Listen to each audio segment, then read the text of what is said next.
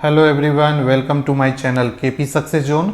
दोस्तों, आज के वीडियो में हम करने वाले हैं स्वतंत्रता संग्राम में बिहार का योगदान और बिहार हिस्ट्री का टॉपिक चल रहा है मॉडर्न हिस्ट्री। और इससे पहले दोस्तों 4 वीडियो अपलोड हो चुके हैं जो टोटल बिहार हिस्ट्री से हमको कवर करने थे टॉपिक। उसमें से दोस्तों यहाँ तक कवर हो गया था बिहार सोशलिस्ट पार्टी तक पिछले वीडियो में। ठीक है, आज के वीडियो में हम बिहार व व्यक्तिगत सत्याग्रह ये पढ़ेंगे। ठीक है, व्यक्तिगत सत्याग्रह जो भावनगर गुजरात से स्टार्ट होता है, विनोबा भावे प्रथम सत्याग्रही होते हैं। उसी समय बिहार में क्या होता है और कौन कौन से बिहार से सत्याग्रही थे उसके बारे में जानेंगे। उसके बाद दोस्तों बिहार व भारत छोड़ो आंदोलन, भारत छोड़ो आंदोलन के दौरान बिहार में क्या हो रहा था उसके बारे में पढ़ेंगे, जिससे एग्जाम में क्वेश्चन पूछा जाता है। साथ ही दोस्तों बिहार में जो किसान और मजदूर आंदोलन हुआ था उसके बारे में भी डिटेल से पढ़ेंगे, तो वीडियो के अंत तक बने रहे। ठीक है, तीनों टॉपिक को आज कवर करेंगे और उसके बाद 3 टॉपिक बच जाएगा तो नेक्स्ट कल के वीडियो में अपलोड कर दिया जाएगा। आप लोग जैसा कि जानते हैं डेली 12 बजे बिहार स्पेशल का क्लास होता है और अभी बिहार हिस्ट्री चल रहा है। जैसे बिहार हिस्ट्री खत्म होगा दोस्तों उसके बाद बिहार का एंशिएंट हिस्ट्री शुरू करेंगे, मॉडर्न हिस्ट्री चल रहा है। ठीक है, उसके बाद ज्योग्राफी भी पढ़ा जाएगा, पॉलिटी भी पढ़ा जाएगा। ठीक है, पूरा बिहार अच्छे से कवर किया जाएगा एग्जाम तक, तो बने रहे। ठीक है, चलिए बात करते हैं। सबसे पहले बात करेंगे दोस्तों फॉरवर्ड ब्लॉक व बिहार। फॉरवर्ड ब्लॉक की स्थापना कब हुई थी और कैसे हुई थी इसके बारे में जानेंगे और साथ ही इसमें बिहार का क्या योगदान था, ठीक है, उसके बारे में जानेंगे। फॉरवर्ड ब्लॉक का जो वह बिहार, फॉरवर्ड ब्लॉक की जो स्थापना की गई थी 1939 ईस्वी में किया गया था। 1939 ईस्वी में फॉरवर्ड ब्लॉक की स्थापना सुभाष चंद्र बोस जी के द्वारा होता है। ठीक है, कांग्रेस से अलग हो जाते हैं 1939 में। जैसा कि आप लोग जानते हैं सुभाष चंद्र बोस 2 बार कांग्रेस का अधिवेशन करते हैं, जिसमें से 1938 में कांग्रेस का हरिपुरा अधिवेशन होता है। इसमें दोस्तों सुभाष चंद्र बोस को अध्यक्ष चुन लिया जाता है। ठीक है, इसके बाद दोस्तों 1939 में दूसरी बार त्रिपुरी में अधिवेशन होता है और इसमें सुभाष चंद्र बोस जो है अध्यक्ष चुने जाते हैं 2 बार। पहली बार कहां पे, तो पहली बार 1938 में कांग्रेस के अध्यक्ष होते हैं सुभाष चंद्र बोस, कहां पे, तो हरिपुरा में। इसको याद रखेंगे, पूछा जाता है।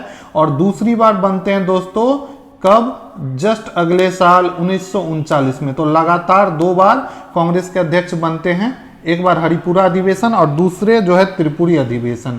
लेकिन दोस्तों यहाँ जो त्रिपुरी अधिवेशन है इसमें कांग्रेस के अध्यक्ष पद की जब चुनाव होती है तो गांधी जी अपने तरफ से एक पट्टाभी सीतारमैया उसको चुनाव में उतार देते हैं सुभाष चंद्र बोस के खिलाफ। सुभाष चंद्र बोस पट्टाभी सीतारमैया को हरा देते हैं और त्रिपुरी अधिवेशन जो हुआ था कांग्रेस का उसमें अध्यक्ष चुने जाते हैं। लेकिन इसके बाद होता यह है कि जो अध्यक्ष चुना जाता है उसको कार्य समिति में सदस्यों की नियुक्ति के लिए गांधी जी से सुझाव लेना था और गांधी जी सुझाव देने से इनकार कर देते हैं। ठीक है, जो अध्यक्ष बनते हैं उसे सुझाव लेना था गांधी जी से, लेकिन गांधी जी यहाँ क्या करते हैं, सुझाव देने से इनकार कर देते हैं। और इसी सुझाव देने से इनकार करने के बाद सुभाष चंद्र बोस जो है वो कांग्रेस को त्याग देते हैं। क्या करते हैं, कांग्रेस को छोड़ देते हैं, त्याग देते हैं। कब, 1939 में।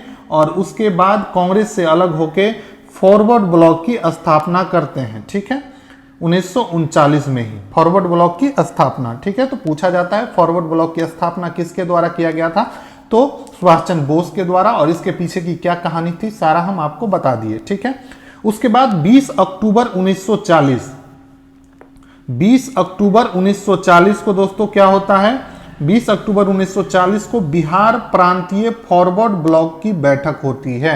अब बिहार में जो प्रांतीय स्तर पर फॉरवर्ड ब्लॉक थी उसकी बैठक होती है अगले साल। ये फॉरवर्ड ब्लॉक की शाखा बिहार में भी खुल जाती है और उसकी बैठक होती है 20 अक्टूबर 1940 को। ठीक है, 14 मार्च 1940 को जयप्रकाश दिवस मनाया जाता है। ये क्वेश्चन काफी इंपॉर्टेंट है, इसको भी आप लोग याद रखेंगे कि 14 मार्च 1940 को जयप्रकाश दिवस मनाया गया था। तो अगर पूछे कि जयप्रकाश दिवस कब मनाया गया था तो 14 मार्च 1940 को जयप्रकाश दिवस मनाया जाता था। जयप्रकाश जी के बारे में हम डिटेल से आगे पढ़ेंगे नीचे। ठीक है, ये भारत छोड़ो आंदोलन में काफी सक्रिय रहे थे, आजाद रास्ता का गठन किए थे और जेल से भाग गए थे। ये दिवाली के दिन क्वेश्चन पूछा गया था इस बार के बीपीएससी में कि जयप्रकाश नारायण जी कब जेल से फरार हो गए थे? 1942 में भारत छोड़ो आंदोलन के दौरान। तो ये इनको हजारीबाग जेल में बंद किया रहता है और वहां से वो दिवाली के दिन भाग जाते हैं और नेपाल चले जाते हैं और वहीं से आजाद दस्ता नाम की एक संगठन बनाते हैं और उसके बाद आंदोलन को चलाते हैं। तो ये सारा पढ़ेंगे बिहार छोड़ो आंदोलन में नीचे।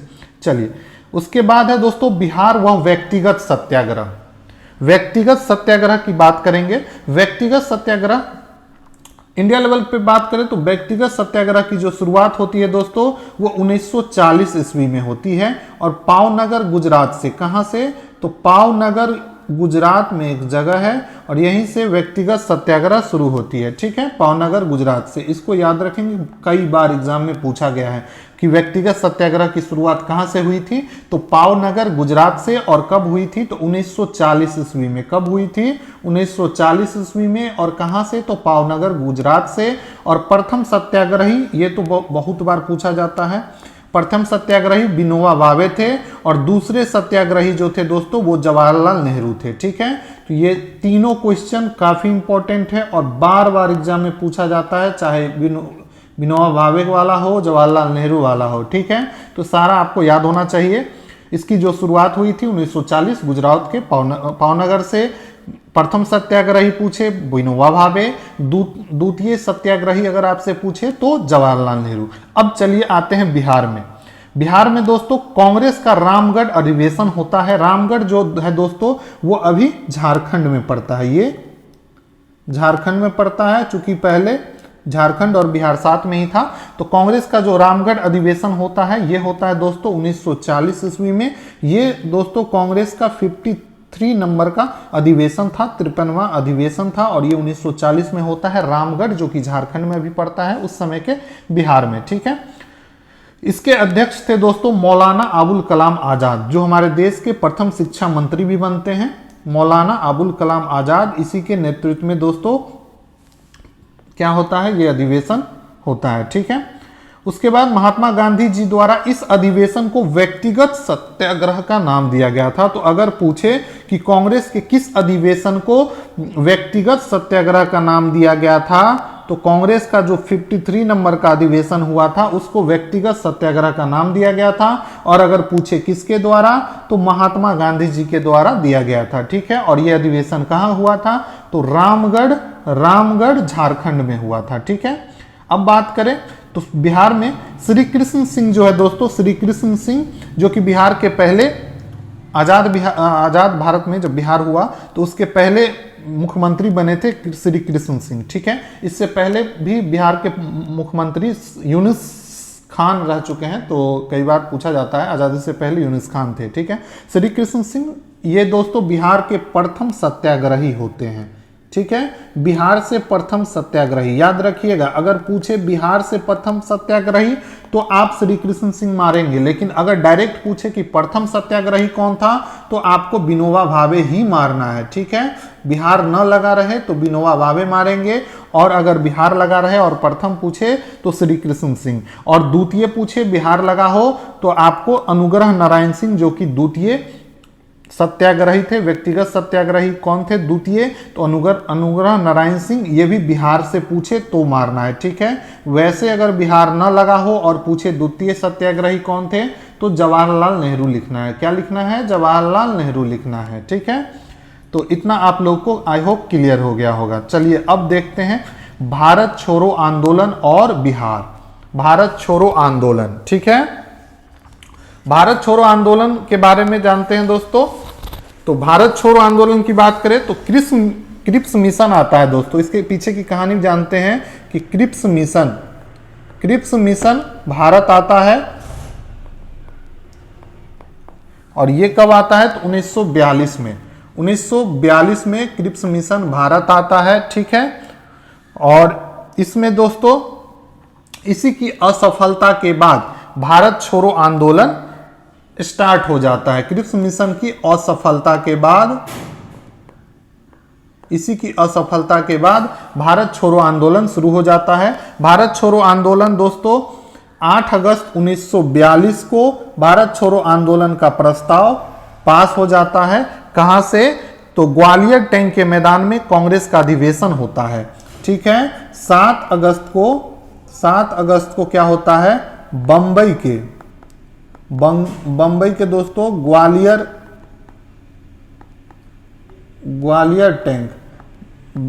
टैंक में क्या होता है दोस्तों, कांग्रेस का अधिवेशन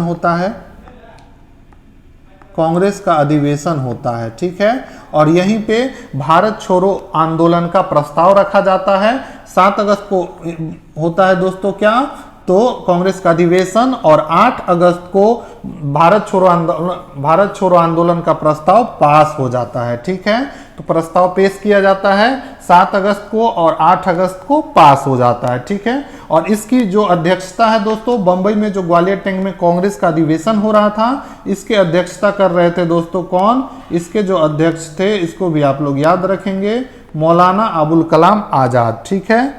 तो इसके भी आजाद जो थे वो लिख लीजिएगा, मौलाना अबुल कलाम आजाद, शॉर्ट में लिख दिए हैं आजाद। इसके भी क्या थे, अध्यक्ष थे, ठीक है, अध्यक्ष थे, ठीक है। अब चलिए बात करेंगे, तो यहां से आंदोलन पास हो जाता है और गांधी जी के नेतृत्व में आंदोलन करने की बात होती है, और इसी आंदोलन में गांधी जी के द्वारा करो और मरो का नारा दिया जाता है। तो अगर पूछे करो और मरो का नारा किसके द्वारा दिया गया था, तो गांधी जी के द्वारा दिया गया था। और कब दिया गया था, तो 1942 में दिया गया था। और ये पूछे किस आंदोलन में दिया गया था, तो भारत छोड़ो आंदोलन में दिया गया था। इतना आप लोग को क्लियर हो गया होगा। अब चलिए चलते हैं बिहार में क्या हुआ था भारत छोड़ो आंदोलन के दौरान। तो 2 लोग हैं दोस्तों, नारायण सिंह और सुखलाल सिंह। ये दोनों दोस्तों प्रस्ताव, जो भारत छोड़ो आंदोलन का प्रस्ताव पारित होने से पूर्व ही ये दोस्तों भारत छोड़ो आंदोलन में सक्रिय भूमिका निभा रहे थे। बिहार में नारायण सिंह और सुखलाल सिंह, इसे हजारीबाग से गिरफ्तार कर लिया जाता है। हजारीबाग जो कि अभी झारखंड में है और उस समय तत्कालीन बिहार में था, इसे दोस्तों गिरफ्तार कर लिया जाता है। उसके बाद 9 अगस्त 1942 को राजेंद्र प्रसाद, अनुग्रह नारायण सिंह, श्री कृष्ण सिंह, मथुरा प्रसाद, ये सभी जितने भी बिहार के प्रमुख नेता थे भारत छोड़ो आंदोलन में, इसे गिरफ्तार कर लिया जाता है और इस सभी को पटना के बांकीपुर जेल में डाल दिया जाता है। पटना के बांकीपुर जेल, कौन से जेल, तो बांकीपुर, ठीक है। ये भी क्वेश्चन पूछा जाता है कि राजेंद्र प्रसाद को 1942 ईस्वी में जब गिरफ्तार किया गया था तो कौन से जेल में रखा गया था, तो बांकीपुर जेल में, ठीक है, पटना के बांकीपुर जेल में, ठीक है। उसके बाद बात करें, इसमें देश में भी दोस्तों जितने भी नेता थे, गांधी जी भी गिरफ्तार हो गए थे, ठीक है। जवाहरलाल नेहरू, सभी लोग इसमें इसी आंदोलन में गिरफ्तार हो जाते हैं, ठीक है। ऑपरेशन जीरो आवर चलाया जाता है 9 अगस्त को, तो इसको भी याद रखिएगा कि 9 अगस्त को चलाया जाता है operation zero hour. Operation zero hour अगर आपसे पूछे ऑपरेशन जीरो आवर किस आंदोलन में चलाया गया था, तो ये भी भारत छोड़ो आंदोलन में ही चलाया गया था 1942 में। और ऑपरेशन जीरो आवर के तहत ही गांधी जी को गिरफ्तार कर लिया गया था। और कहां रखा गया था, तो गांधी जी को आगा खां पैलेस में रखा गया था। तो अगर पूछे गांधी जी को कहां रखा गया था, तो आगा खां पैलेस में, ये भी क्वेश्चन पूछा जाता है। वैसे इंडियन हिस्ट्री जब हम पढ़ेंगे डिटेल से, इंडियन मॉडर्न हिस्ट्री, तो उसमें भारत छोड़ो आंदोलन पढ़ेंगे और डिटेल से पढ़ेंगे, ठीक है। अभी बिहार का बारे में पढ़ रहे हैं और जो बेसिक है उसको आप बताते चल रहे हैं, ठीक है। उसके बाद बात करें दोस्तों, 11 अगस्त 1942 को बिहार में एक बहुत ही दुखद घटना घटती है। पटना सचिवालय भवन के पूर्वी गेट पर, पटना का जो सचिवालय है दोस्तों, उसके भवन के पूर्वी गेट पे छात्रों के एक जुलूस, राष्ट्रीय ध्वज फहरा देते हैं। छात्र का एक जुलूस होता है जो कि राष्ट्रीय ध्वज को लेके बढ़ते हैं और पटना सचिवालय के पूर्वी गेट पर फहरा देते हैं। उस समय के दोस्तों जिला अधिकारी जो डीएम होते हैं, वो होते हैं डीएम, उस समय के जो डीएम होते हैं जिला अधिकारी, वो होते हैं WG आर्चर। ये जो आर्चरवा है दोस्तों, इन्होंने आदेश दे देता है कि गोली चलाई जाए। जो भीड़ थी, छात्रों की भीड़ थी जो कि सचिवालय के भवन के पूर्वी गेट पे झंडा फहरा रहे थे, राष्ट्रीय ध्वज फहरा रहे थे, उस पे दोस्तों गोली चलाए जाने की आदेश दे देते हैं WG आर्चर, जो कि जिला अधिकारी होते हैं पटना के उस समय। इसके बाद दोस्तों 7 छात्र शहीद हो जाते हैं। और आप लोग देखे होंगे कि सचिवालय के पास 7 छात्र झंडा राष्ट्रध्वज लेते हुए और उस पर गोली जो चलाया गया था और किस तरीके से शहीद हो गए थे, एक फोटो बना हुआ है, उसका स्मारक बना हुआ है और देखेंगे तो आपका दिल दहल जाएगा। तो ये दोस्तों भारत छोड़ो आंदोलन के दौरान ही 11 अगस्त 1942 को हुआ था। ठीक है, तो ये डेट भी आप लोग को याद रखना है, बिहार में हुआ था और काफ़ी इंपॉर्टेंट है, इससे पूछा जाता है। और इसमें कितने लोग शहीद हो गए थे, तो 7 छात्र जो है दोस्तों शहीद हो गए थे। ठीक है, तो इसको भी याद रखना है। उसके बाद बात करेंगे आज़ाद दस्ता। ऐसे तो अभी बता दिए थे स्टार्टिंग में ही, आज़ाद दस्ता का जो गठन है वो 1943 ईस्वी में किया गया था और ये किया गया था जयप्रकाश नारायण जेपी जी के द्वारा किया गया था। जेपी को दोस्तों भारत छोड़ो आंदोलन के दौरान गिरफ्तार कर लिया जाता है और उन्हें हजारीबाग जेल में रखा जाता है। कहाँ रखा जाता है, तो हजारीबाग जेल में रखा जाता है। ठीक है, लेकिन जयप्रकाश नारायण जो है दोस्तों वो हजारीबाग जेल से फरार हो जाते हैं दिवाली के दिन। ठीक है, ये क्वेश्चन पूछा गया था इस बार बीपीएससी में कि दिवाली के दिन कौन से दिन फरार हुए थे। ऑप्शन दिया हुआ था दिवाली, दशहरा, छठ, तो आप लोग ध्यान रखना है दिवाली के दिन फरार होकर और नेपाल चले जाते हैं और वहीं पे आज़ाद दस्ता नामक एक संगठन का गठन करते हैं, आज़ाद दस्ता का गठन करते हैं और इसके द्वारा भूमिगत होके आंदोलन को सक्रिय रूप से चलाते हैं। ठीक है, उसके बाद बात करेंगे, एक है राम मनोहर लोहिया जी, इनके बारे में भी आप लोग जानते होंगे। राम मनोहर लोहिया ये रेडियो पर नियमित बोलते थे, उस समय रेडियो पे नियमित रूप से बोलते थे और लोगों को प्रोत्साहित करते थे आंदोलन के लिए। ठीक है, तो राम मनोहर लोहिया जी। ठीक है, उसके बाद बात करते हैं अब किसान और मजदूर आंदोलन। अगला टॉपिक जो है वो है किसान और मजदूर आंदोलन। बिहार में इसकी शुरुआत जो है दोस्तों 1917 में चंपारण सत्याग्रह के साथ ही हो जाता है। चंपारण सत्याग्रह के बारे में पिछले वीडियो में पढ़े थे, ये गांधी जी के द्वारा हुआ था और इसमें राजकुमार शुक्ल गांधी जी को बुलाते हैं लखनऊ अधिवेशन जो 1916 में होता है उसमें, और बिहार आने की आमंत्रण देते हैं। तो पूछा जाता है कि बिहार आने का आमंत्रण गांधी जी को किसके द्वारा दिया गया था, तो राजकुमार शुक्ल जी के द्वारा। और कब दिया गया था, तो लखनऊ अधिवेशन 1916 ईस्वी में। तो इसको याद रखेंगे, पिछले वीडियो में हम इसे कवर किए हैं। चंपारण सत्याग्रह एक अलग से ही टॉपिक पर आए आप लोग को, वैसे हम यहाँ पे एक बार बोल देते हैं। ठीक है, चंपारण सत्याग्रह जो हुआ था दोस्तों, इसका मुख्य कारण था नील की खेती। नील की खेती उस समय 3 कठिया प्रणाली एक वहां पे लागू की गई थी अंग्रेजों के द्वारा, जिससे 3/20 भाग में नील की खेती करना अनिवार्य कर दिया गया था। इसी के विरोध में नील की खेती जो किसान थे वहां पे वो विरोध करते हैं और उसके बाद गांधी जी आते हैं आंदोलन के लिए राजकुमार शुक्ल के बुलावे पे और 3 कठिया प्रणाली को खत्म किया जाता है आंदोलन के बाद। ठीक है, तो ये था चंपारण सत्याग्रह के बारे में। ठीक है, अब बात करते हैं स्वामी विद्यानंद। स्वामी विद्यानंद जो है दोस्तों ये मधुबनी में किसान आंदोलन की शुरुआत करते हैं। ये जो है दोस्तों चंपारण सत्याग्रह से प्रेरित होकर स्वामी विद्यानंद मधुबनी में किसान आंदोलन की शुरुआत कर देते हैं। उस समय अंग्रेजों के समान जो लगान वगैरह वृद्धि हो गई थी जिसके कारण। ठीक है, उसके बाद है दोस्तों किसान सभा। ये काफी इंपॉर्टेंट है, बिहार में के एग्जाम पॉइंट ऑफ व्यू से कई बार पूछा गया है। किसान सभा का जो गठन किया गया था 1922-23 में, और कहां पे किया गया था, तो मुंगेर में किया गया था दोस्तों। कहां पे, तो मुंगेर में। तो क्वेश्चन पूछे किसान सभा का गठन कहां हुआ था, तो मुंगेर में हुआ था। और इसके जो गठन करने वाले थे वो श्री कृष्ण सिंह और शाह मोहम्मद जुबैर, ये 2 लोग थे जिसके द्वारा किसान सभा का गठन किया गया था। तो दोनों क्वेश्चन पूछा जाता है दोस्तों एग्जाम में कि किसान सभा का गठन किसके द्वारा किया गया था, तो श्री कृष्ण सिंह और शाह मोहम्मद जुबैर के द्वारा। ऑप्शन में दोनों में से कभी कभी एक ही रहता है, कभी कभी दोनों पूछा जाता है। तो ठीक है, तो अगर आप लोग कंफ्यूज नहीं होंगे, किसान सभा के गठन श्री कृष्ण सिंह और शाह मोहम्मद जुबैर के द्वारा मुंगेर में किया गया था और 1922-23 के दौरान किया गया था। ठीक है, तो ये याद होना चाहिए। अब बात करेंगे, अगले हैं स्वामी सहजानंद के बारे में। स्वामी सहजानंद जी है दोस्तों बिहार में किसान नेता के रूप में काफी उभरे और सबसे बड़े किसान आंदोलन चलाते हैं स्वामी सहजानंद, और सबसे बड़े नेता होते हैं किसान आंदोलन के बिहार में किसान आंदोलन के नेतृत्व करते हैं। बेसिकली ये यूपी के निवासी थे, लेकिन ये बिहार में किसान आंदोलन करते हैं। ठीक है, 4 मार्च 1928 को पटना में किसान सभा की स्थापना करते हैं। ठीक है, 4 मार्च 1928 में जो किसान सभा था, पहले स्थापना हुआ था मुंगेर में श्री कृष्ण सिंह और शाह मोहम्मद जुबैर के द्वारा, और पटना में किसान सभा की स्थापना स्वामी सहजानंद के द्वारा 1928 ईस्वी में होता है।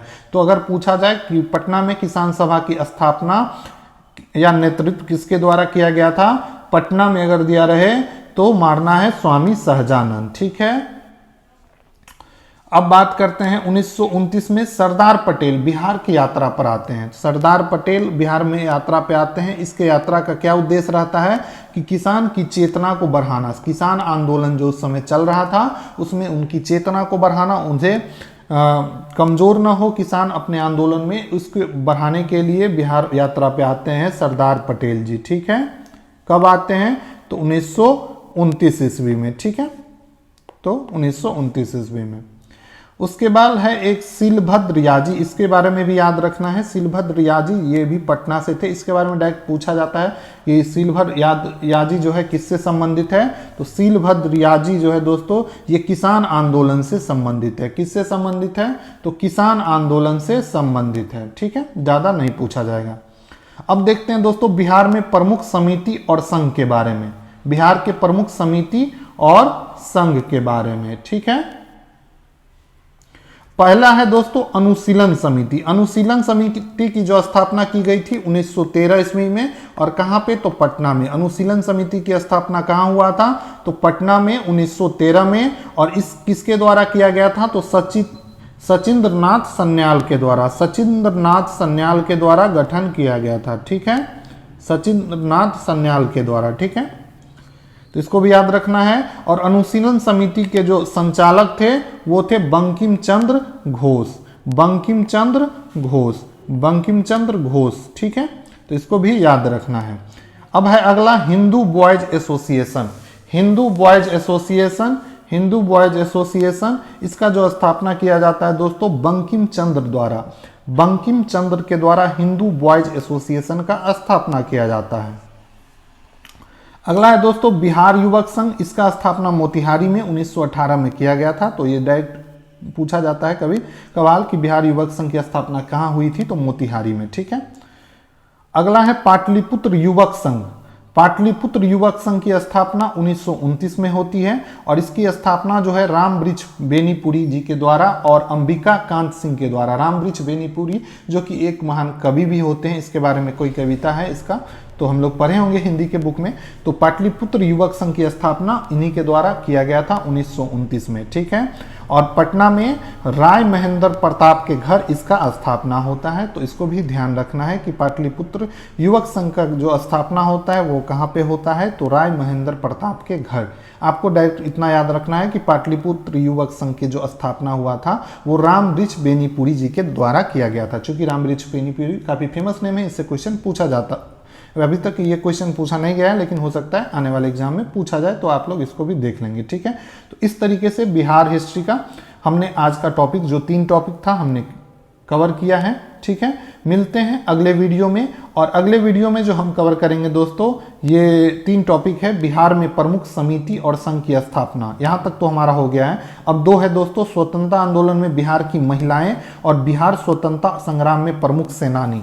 ये 2 टॉपिक बचा है और काफी इंपॉर्टेंट टॉपिक है। ये 2 टॉपिक जो है दोस्तों, इससे बहुत सारा क्वेश्चन पूछा जाता है, जो बिहार के स्वतंत्रता आंदोलन में जो महिलाएं थी उसके बारे में, और साथ ही दोस्तों स्वतंत्रता संग्राम में जितने भी प्रमुख सेनानी थे, राजेंद्र प्रसाद से लेके मजरूल हक, जयप्रकाश नारायण, सभी के बारे में, खुदीराम बोस, सभी जितने भी छूट गए हैं दोस्तों, सब यहाँ पे कवर हो जाएगा जब हम इसको कवर करेंगे। ठीक है, तो मिलते हैं अगले वीडियो में कल फिर 12 बजे। तब तक के लिए बाय, और चैनल को जरूर सब्सक्राइब कर लीजिए, लाइक कीजिए और थोड़ा सा शेयर कर दीजिए आप लोग, ताकि और लोगों तक भी ये वीडियो पहुंच जाए। ठीक है, चलिए, थैंक